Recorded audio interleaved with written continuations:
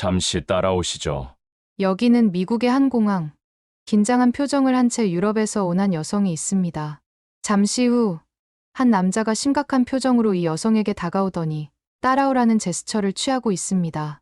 이내 이 여성은 남성에게서 갖고 있던 물건까지 빼앗기고 마는데요. 대체 이 여성이 어째서 이런 일을 겪게 된 건지 한번 알아보러 가실까요? 구독과 좋아요를 눌러주시면 영상 제작에 큰 힘이 됩니다. 안녕하세요. 저는 루마니아의 수도인 부쿠레슈티에서 태어난 비올라라고 해요. 솔직히 말씀드리면 저는 지난 몇 년간 힘든 시간을 겪었었어요. 제가 태어났을 때만 해도 제 삶이 그 정도는 아니었습니다. 저희 가족은 하루하루가 웃음이 가득했고 모든 것이 완벽하게 돌아가고 있었어요. 원하는 게 있으면 항상 아빠가 다 하게 해줘서 부족함 없이 살았거든요. 그때만 해도 제가 이렇게 힘든 날들을 보내게 될 줄은 상상도 못했답니다. 제 인생이 급격하게 나빠진 건 2008년 갑자기 찾아온 금융위기 때였어요. 그때까지만 해도 꽤 큰 규모로 건설업을 하고 계시던 아빠의 회사가 그 사건을 계기로 순식간에 무너져 내려버렸거든요. 하루아침에 모든 게 달라져 버렸습니다. 원하는 대로 항상 가졌었는데 밥 한 끼도 제대로 먹지 못할 만큼 집안이 기울었어요. 사업의 실패를 이기지 못하신 아빠는 술병을 붙잡는 날이 많아지셨답니다. 매일같이 술에 취해 돌아오시는 아빠의 모습을 보는 것은 말할 수 없이 고통스러웠습니다. 술에 의존하는 아빠와 그 모습을 보면서 항상 뜯어말리는 엄마를 보면 정말 지긋지긋해지기까지 했어요. 특히 밤만 되면 부모님 방에서는 언성이 높아지곤 했습니다. 처음에는 그냥 말다툼이었는데 어느 순간부터 물건이 깨지는 소리까지 들리기 시작하더군요. 아빠의 격한 행동은 점점 심해져 갔고 엄마는 그럴 때마다 몸을 사리며 오빠와 저를 데리고 바깥으로 나갔어요. 그렇게 소란이 있던 날이면 쉽사리 잠들 수가 없었죠.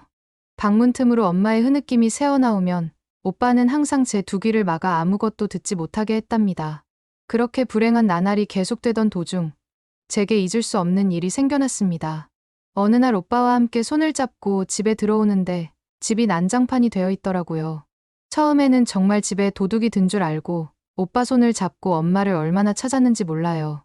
엄마가 저희를 버리고 집을 나가게 됐다는 걸 깨닫기까지 그렇게 오랜 시간이 걸리지는 않았답니다.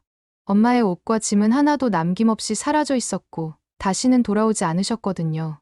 아빠의 술주정은 엄마가 떠난 뒤로 더욱 극심해졌고 저희 남매는 아빠의 분풀이 대상이 되어야만 했어요. 술에 취해 들어오신 아빠는 엄마를 찾아오라며 물건들을 집어던지기 일쑤였습니다.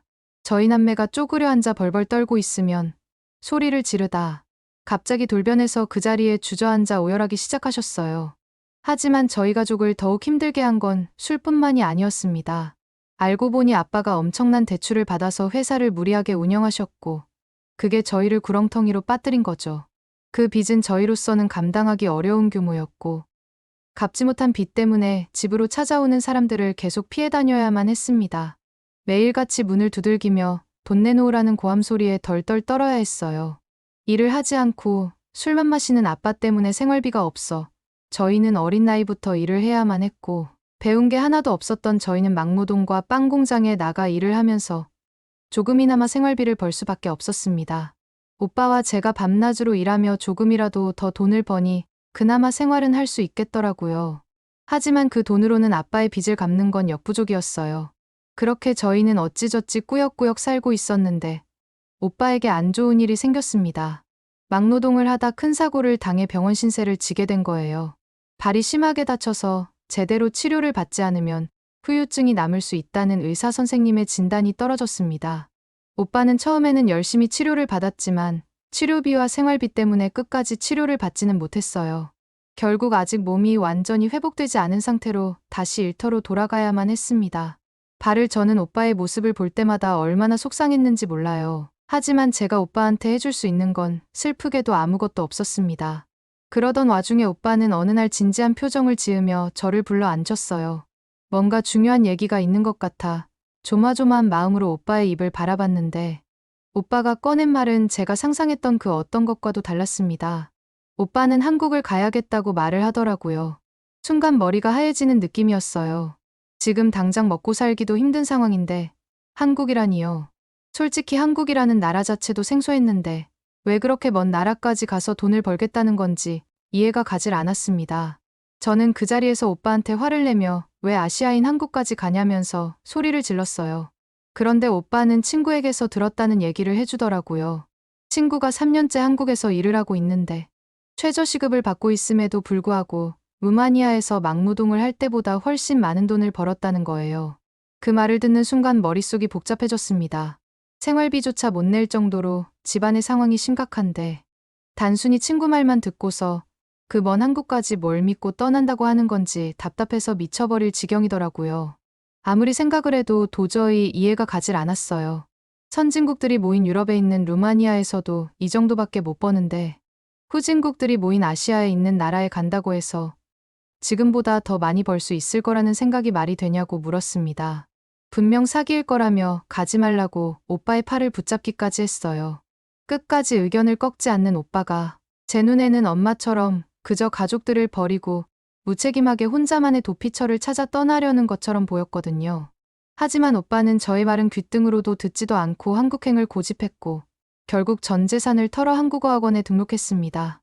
그때부터 오빠는 미친 듯이 한국어 공부에 매달리기 시작했어요. 낮에는 학원에 가서 한글을 배우고 밤에는 한국어 책을 붙들고 있었습니다. 한국어 단어와 문장들이 밤새 오빠의 입에서 쉴 새 없이 흘러나오더군요. 아빠가 시끄럽다고 뭐라고 해도 오빠의 열정은 멈추질 않았답니다. 그렇게 6개월쯤 지났을까요? 어느 날 오빠가 제게 한국행 비행기를 예매했다고 말했어요. 그 소식을 듣는 순간 저는 울음을 터뜨렸습니다. 울면서 매달리며 가지 말라고 한 번 더 애원했지만 오빠는 듣지 않았어요. 꼭 좋은 모습으로 데리러 오겠다는 말만 남기고 오빠는 떠나고 말았습니다. 오빠에 대한 서운함과 괘씸함 때문에 오빠가 보내는 연락을 받지 않았어요. 매일같이 오빠에게서 오는 문자에도 무응답으로 일관했습니다. 그런 어느 날 늘 문자로만 연락하던 오빠에게서 전화가 걸려왔어요. 혹시 무슨 사고가 난 건 아닐까 걱정되는 마음에 급하게 전화를 받았습니다. 다행히 수화기 너머로 들려온 오빠의 목소리는 무척 들뜬 것 같았어요. 아니나 다를까 한국의 한 공장에 취직이 되었다는 거 아니겠어요? 그 순간 제 귀를 의심했습니다. 잘 되었다는 말이 저도 모르게 튀어나왔어요. 하지만 이내 걱정이 되기 시작했습니다. 머나먼 한국까지 가서 오빠가 오히려 더 고생하는 거 아닌가 싶은 생각이 들었거든요. 그래서 오빠에게 공장에서 잘 대해주는지 물어봤죠. 오빠는 그렇게 잘 대해주는 건 아니지만 그래도 루마니아에 있을 때보다는 훨씬 나은 대우를 받는다고 하더군요. 잘 버텨서 저를 꼭 데려오겠다는 말도 함께 했습니다. 그 전화를 끊고 난 뒤에도 한참 동안 마음이 쓰였어요. 모르는 나라 공장에서 취업했다는 말에 걱정이 앞섰지만 그래도 저렇게 강한 의지를 보이는 오빠를 한번 믿어보기로 했습니다. 혼자 한국으로 떠나버린 게 밉긴 하지만 그래도 가족이니 어쩌겠어요. 제가 이해해야죠. 그렇게 저는 오빠를 응원하는 마음으로 다시 일상으로 돌아왔답니다. 그렇게 빚쟁이들에 쫓기고 밤낮으로 공장만 다니는 힘겨운 나날이 약 반년쯤 흘렀을까요? 어느 날 갑자기 오빠한테서 전화가 왔어요. 오빠는 평소와 달리 굉장히 심각한 목소리였습니다. 부디 제 착각이길 바라는 마음으로 저는 오빠한테 무슨 일이냐고 물었어요.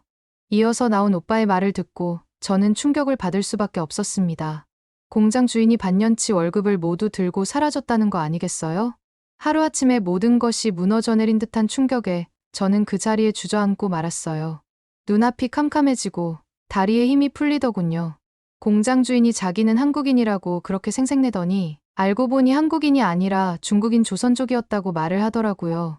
중국인이 다른 나라 사람인 척 사기를 치고 다닌다는 얘기는 많이 들었지만 그 사기를 오빠가 당할 줄은 상상도 못했습니다. 이 모든 상황을 설명하는 오빠는 결국 엉엉 울면서 저한테 그렇게 큰 소리치며 한국에 왔는데 가족들에게 아무런 도움도 되지 못해서 미안하다고 사과하더라고요. 오빠의 잘못이 아니라고 도저히 버틸 수 없는 상황이라면 언제든 루마니아로 돌아와도 된다고 말해줬습니다. 하지만 오빠의 대답은 달랐어요. 한국에 발을 들여놓은 이상 쉽게 물러설 수 없다며 어떻게든 상황을 해결해보겠다고 말하더군요. 조금만 더 참고 기다려달라는 부탁에 저는 끝내 고개를 끄덕일 수밖에 없었어요. 그렇게 세월은 흘러갔지만 제 삶은 나아질 기미가 보이지 않았어요. 저는 수없이 오빠에게 전화해 하소연을 쏟아냈어요. 하지만 그럴 때마다 매번 들려오는 오빠의 대답은 조금만 더 기다려달라는 말뿐이었습니다. 끝없이 이어지는 고통의 시간 속에서 몇 년이 흘러갔는지도 모르겠어요. 어느 날 오빠에게서 걸려온 전화는 저를 더욱 절망 속으로 밀어넣었습니다. 오빠는 전화해서 한다는 소리가 한국에서 만난 여자와 결혼을 앞두고 있다는 거 아니겠어요? 게다가 철판 깔고 오빠는 제게 한국행 비행기표를 끊어줄 테니 와서 자기 아내 될 사람한테 인사를 하라고 하더라고요.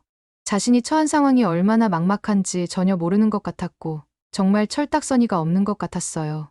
오빠 말로는 한국까지 왕복으로만 40시간 걸린다던데 매일같이 빚쟁이들의 괴롭힘에 시달리는 저한테 자기 아내 얼굴 하나 보러 그 먼 곳까지 오라니 어이가 없을 뿐이었습니다.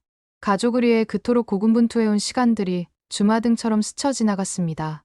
오빠에 대한 서운함과 배신감이 한꺼번에 폭발해 정말 연을 끊어버리고 싶었어요. 설명을 하겠다는 오빠의 말도 이젠 더 이상 듣고 싶지 않더군요. 이 모든 상황을 어떻게 설명한다는 건지 그 어떤 변명도 납득할 수 없을 것 같았거든요.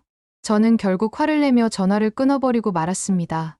오빠와 전화를 끊고 저는 하염없이 눈물만 쏟아냈어요.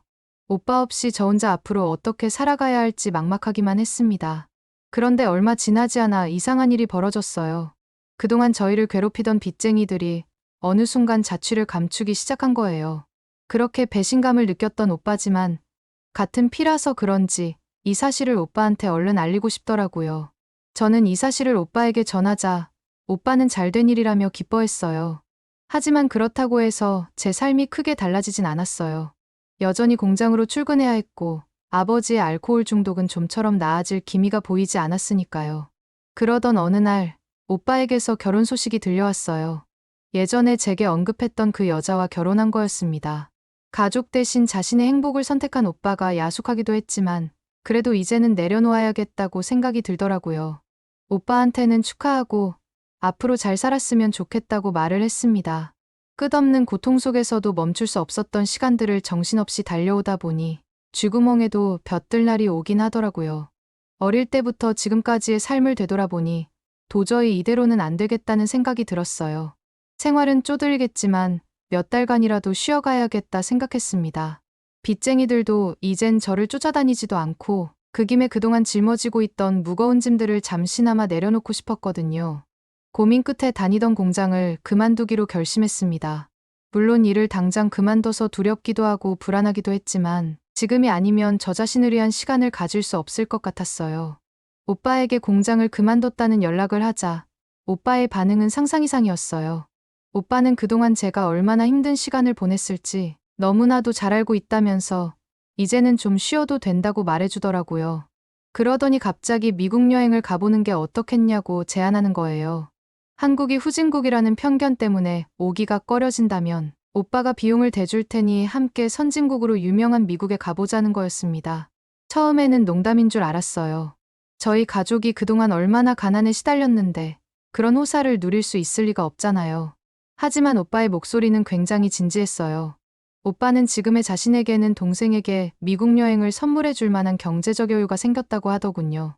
그동안 저에게 맛있는 것 하나 제대로 사주지 못해 마음에 걸렸는데 이번 기회에 꼭 좋은 추억을 만들고 싶다고 했습니다.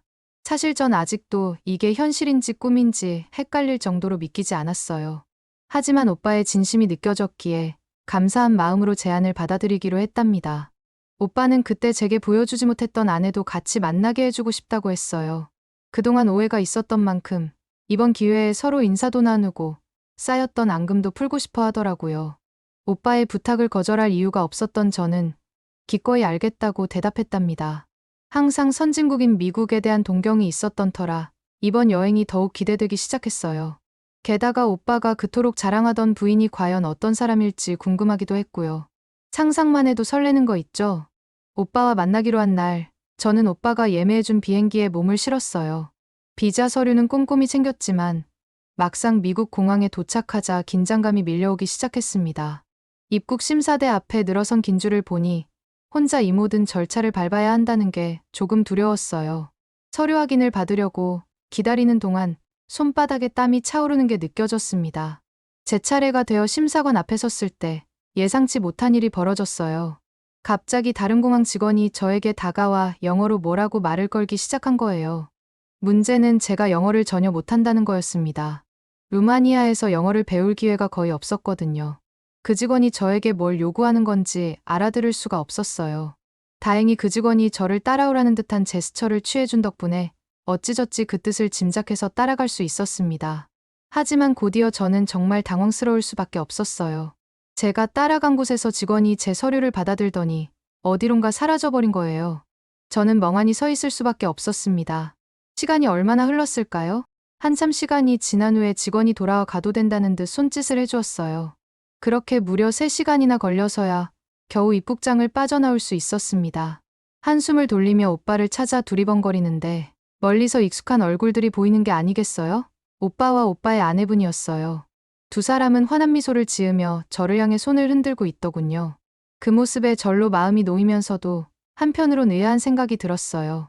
저는 3시간이 걸려서야 나왔는데 어떻게 오빠는 벌써 나와서 저를 기다리고 있는 걸까요? 그 궁금증을 참지 못하고 오빠에게 물었습니다. 오빠도 저처럼 입국장에서 오랜 시간이 걸렸냐고 말이에요. 그런데 오빠의 대답은 제가 상상하지도 못한 말이었어요. 오빠는 입국장을 나오는데 겨우 1분밖에 안 걸렸다는 거 아니겠어요? 믿기지가 않았어요. 저는 3시간 동안 한참 서서 고생했는데 1분은 말도 안 되게 짧은 시간이잖아요. 어떻게 그게 가능하냐고 물었더니 오빠가 믿을 수 없는 사실을 알려주더라고요.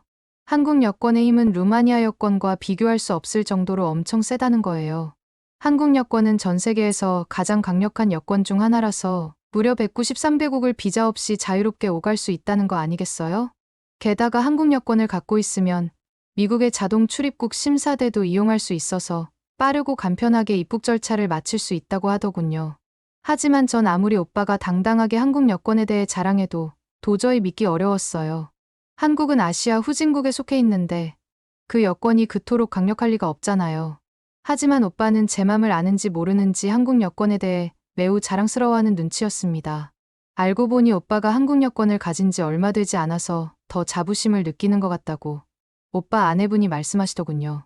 그렇게 오빠는 한국 여권의 위력을 늘어놓았지만 전 반신반의할 수밖에 없었어요. 제가 겪은 경험과는 너무나 동떨어진 이야기였으니까요. 제 눈으로 직접 보기 전까지 저는 절대로 믿지 말아야지라고 생각했습니다. 문득 공항 밖을 나서려고 하는데 오빠의 아내분을 빤히 보니 저는 깜짝 놀랄 수밖에 없었어요. 오밀조밀한 이목구비에 큰 눈을 가진 정말 이쁜 얼굴이었거든요. 솔직히 말해서 오빠가 어떻게 저런 미인과 결혼했는지 이해가 안 갈 정도였습니다. 아무리 봐도 오빠보다 훨씬 매력적으로 보였으니까요. 제가 오빠 아내분을 보면서 오빠가 도대체 얼마나 많은 돈을 줬길래 결혼해줬냐고 물어보자 오빠는 제 이마에 딱밤을 날리면서 장난스러운 표정을 짓더라고요. 곧이어 오빠는 아내분을 부를 수 있는 한국식 호칭을 알려줬답니다. 친오빠의 아내를 한국에서는 새언니라고 부른다면서 새언니를 정식으로 소개해 주었습니다.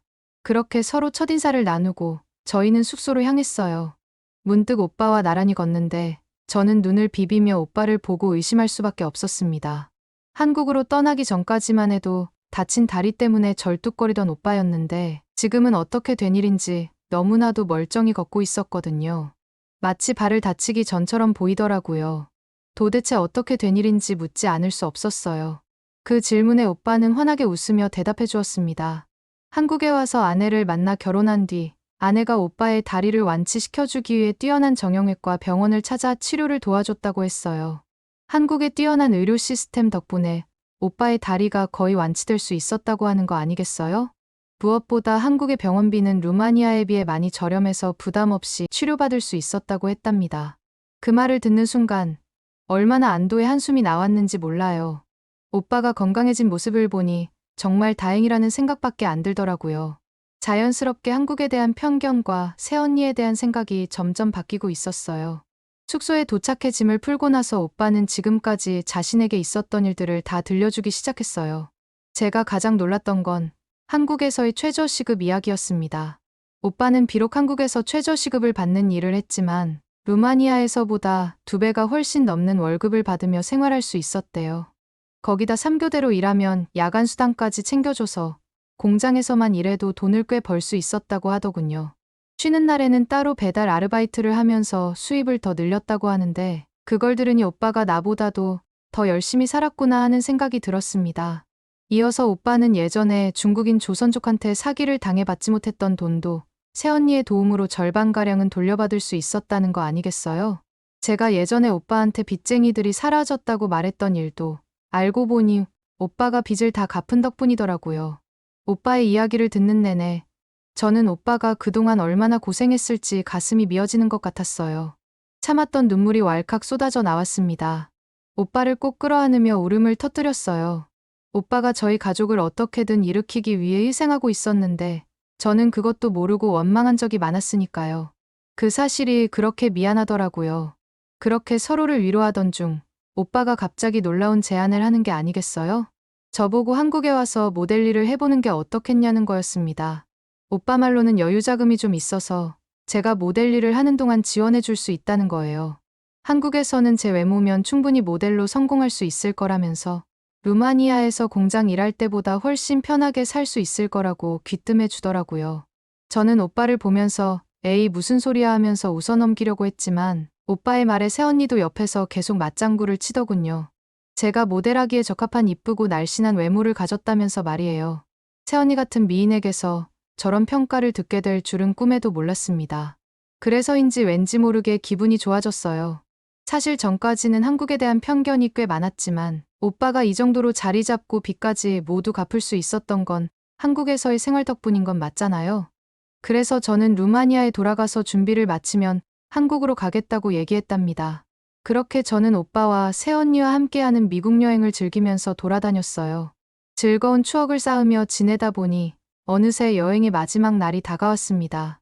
돌아가기 전에 꼭 사고 싶은 게 있어서 저희는 근처에 있는 대형마트로 향했어요. 매장에 들어서자 다양한 상품들이 눈길을 사로잡았습니다. 그 중에서도 제 시선을 단번에 이끈 건 알록달록한 색깔의 라면이었어요. 특히 분홍빛 포장지를 뽐내는 라면이 너무 궁금해서 오빠에게 그걸 사달라고 말했습니다. 그런데 오빠의 반응이 좀 의외였어요. 알고 보니 그 라면은 일본에서 만든 카피 상품이고 원조는 한국의 삼양이라는 회사에서 만든 까르보 불닭볶음면이라는 거 있죠? 오빠는 차라리 원조 제품을 먹어보라면서 직접 까르보 불닭볶음면을 골라주더라고요. 사실 오빠의 입맛이 썩 믿음직스럽진 않았지만 새언니도 옆에서 맛있다고 칭찬을 하니 오빠의 말을 한번 믿어보기로 했습니다. 그렇게 라면을 고르고 있는데 오빠가 갑자기 배고프다며 김밥이랑 신라면이라는 라면을 먹어야겠다고 집어드는 거 아니겠어요? 순간 의아한 생각이 들었습니다. 라면이랑 김밥을 같이 먹는 조합은 생소했으니까요. 하지만 오빠는 자신만만하게 말하더라고요. 예전에 많이 힘들 때면 김밥하고 라면으로 허기를 달랠 수 있었다면서요. 자신만만하게 먹어보라고 하는 오빠의 말투에 저도 먹어보고 싶다는 생각이 들었어요. 마트를 나와 숙소로 돌아온 뒤 저희는 오빠가 고른 음식들을 먹어보기로 했습니다. 처음 먹어보는 까르보 불닭볶음면은 매콤함에 혀끝이 얼얼할 정도였지만 은근히 중독성 있는 맛이더라고요. 살짝 부드러운 맛이 매콤한 까르보 불닭볶음면을 계속해서 먹게 만들었답니다. 그리고 알록달록하게 이쁘게 생긴 김밥을 오빠가 골랐던 신라면이랑 같이 먹어보니 둘의 조합이 엄청 잘 어울리더라고요. 밥과 각종 야채들이 한 입에 어울리는데 살짝 심심하다는 생각이 들면 그걸 얼큰한 라면 국물이 바로 입맛을 돌게 해주는 느낌이랄까요? 사실 김밥과 라면을 맛있게 먹는 오빠 모습을 보는데 오빠가 이 음식들을 먹으면서 힘든 시간을 버텼다고 하는 말이 생각나면서 눈물 날 것 같더라고요.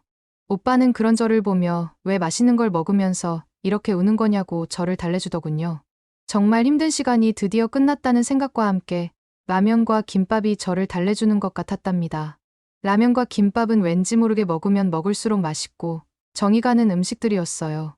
루마니아로 돌아가서도 종종 먹고 싶을 만큼 말이에요. 시간이 훌쩍 흘러 어느덧 미국을 떠날 날이 되었어요.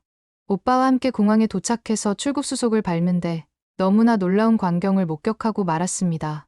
오빠가 말했던 자동 출입국 심사대 앞에서 여권만 스캔하고는 별다른 절차 없이 출국장으로 향하는 거예요. 루마니아 출신인 저는 상상도 못할 일이었습니다. 결국 저는 오빠를 따라가지 못하고 긴 줄을 서서 공항 직원의 얼굴을 마주한 후에야 간신히 출국 절차를 마칠 수 있었습니다. 그때도 입국 못지않은 오랜 시간이 걸렸어요. 그렇게 오빠와 새언니의 모습이 저 멀리 사라지는 걸 바라보며 전 한편으로 한국으로 가겠다는 결심을 하길 잘했다는 생각이 들었답니다. 저도 언젠가는 저런 한국 여권을 가질 수 있을 것 같다는 희망이 생겼으니까요. 그 후 한국에 정착한 저는 모델 일을 시작했고 생각보다 수입이 괜찮았어요. 확실히 루마니아에서 공장일 할 때와는 비교도 안 되더군요. 오빠 역시 더 좋은 일자리를 구해서 돈을 많이 벌게 되었습니다. 그뿐만 아니라 저희는 힘을 모아 아빠의 알코올 중독 치료 비용도 지원할 수 있게 되었어요. 꾸준히 치료받으시다 보면 아빠도 언젠가 나아지시지 않을까 싶습니다. 아빠의 치료가 끝나면 한국으로 모시고 오고 싶은데 어딜 가면 좋을지 추천 부탁드립니다. 오늘의 사연은 어떠셨나요? 외국인들이 한국에 대해 겪은 해외 감동 사연을 계속해서 보고 싶다면 구독과 좋아요 부탁드려요. 긴 영상 시청해주셔서 감사합니다. 오늘도 행복한 하루 보내세요.